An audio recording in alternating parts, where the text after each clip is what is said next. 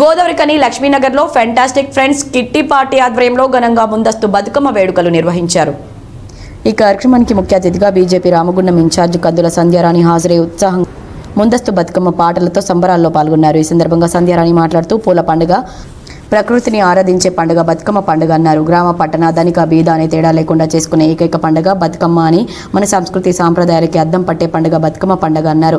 చోళుల కాలం నుంచి ఈ బతుకమ్మ పండుగ జరుపుకున్నట్లుగా అభివర్ణించారు. ఈ కార్యక్రమంలో శైలజ, మమత, అక్షర, రజిత, స్వాతి, మంజుల, రజని, జయశ్రీ, రోజా, స్వప్న, జీ స్వప్న, ఏ స్వప్న తదితరులు పాల్గొన్నారు.